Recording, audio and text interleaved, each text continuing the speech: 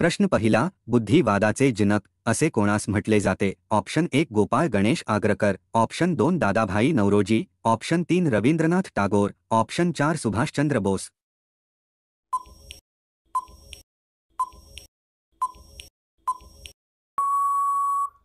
या प्रश्नाचे उत्तर आहे ऑप्शन 1 गोपाळ गणेश आगरकर. प्रश्न दुसरा, लोकमान्य टिळकांनी कोणते इंग्रजी वृत्तपत्र प्रकाशित केले होते? ऑप्शन 1 मराठा, ऑप्शन 2 केसरी, ऑप्शन 3 ज्ञान प्रकाश, ऑप्शन 4 प्रभाकर.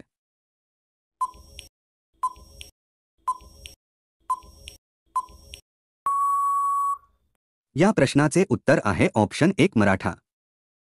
पुढचा प्रश्न आहे, 1862 मध्ये मुंबई कायदे मंडळाचे पहिले सभासद कोण होते? ऑप्शन 1 महात्मा गांधी, ऑप्शन 2 जगन्नाथ शंकर शेठ, ऑप्शन 3 पंडित जवाहरलाल नेहरू, ऑप्शन 4 व्योमेश चंद्र बॅनर्जी.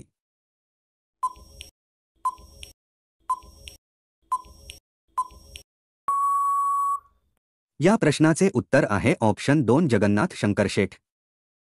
राज्यसभेचे पहिले अध्यक्ष म्हणून कोणाला ओळखले जाते? Option 1 Shyamji Krishna Varma, option 2 Bhupendra Datta, option 3 doctor Sarvepalli Radhakrishnan, option 4 Lala Lajpat Rai.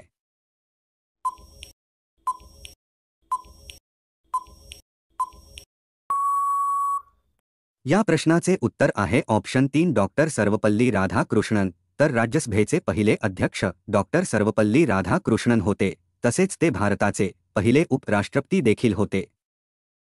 व्हॉट्सअपची सुरुवात कोणत्या वर्षी झाली? Option 1 2009, option 2 2005, option 3 2015, option 4 2002.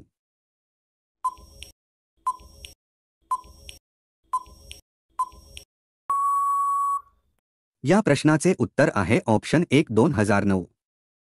पुढचा प्रश्न आहे, कुकडी धरणाचा फायदा प्रामुख्याने कोणत्या जिल्ह्याला होतो? Option 1 Jalna, option 2 Dhule, option 3 Akola, option 4 Ahmednagar.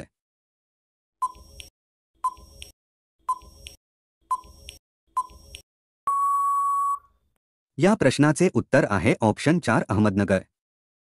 1989 साली दारिद्र्य रेषेखालील लोकांना रोजगार मिळावा म्हणून कोणती योजना सुरू झाली? ऑप्शन 1 राजीव गांधी रोजगार योजना, ऑप्शन 2 जवाहर रोजगार योजना, ऑप्शन 3 संजय गांधी स्वावलंबन योजना, ऑप्शन 4 रोजगार हमी योजना.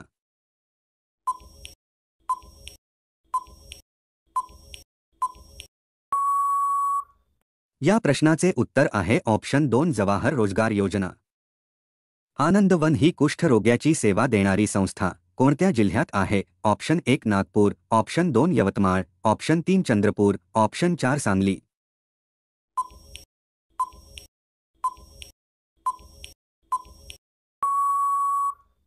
या प्रश्नाचे उत्तर आहे ऑप्शन 3 चंद्रपूर. कोणत्या देशात सर्वात स्वच्छ पाणी मिळते? Option 1 Greece, option 2 Singapore, option 3 America, option 4 Canada.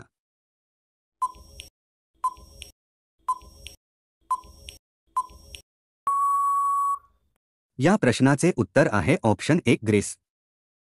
देशाच्या पहिल्या स्वदेशी बनवटीच्या असॉल्ट रायफलचे नाव काय आहे? ऑप्शन 1 अग्नी, ऑप्शन 2 ज्वाला, ऑप्शन 3 उग्रम, ऑप्शन 4 यापैकी नाही.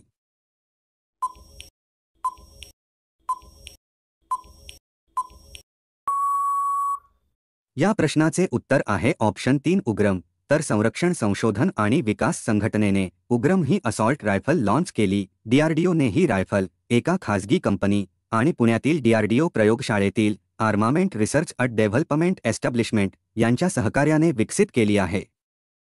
तर मित्रांनो, व्हिडिओ आवडला असेल तर लाईक करून चॅनेलला सबस्क्राईब नक्की करा. तसेच बेल आयकॉन क्लिक करा जेणेकरून तुम्हाला प्रत्येक व्हिडिओचे नोटिफिकेशन मिळतील. धन्यवाद.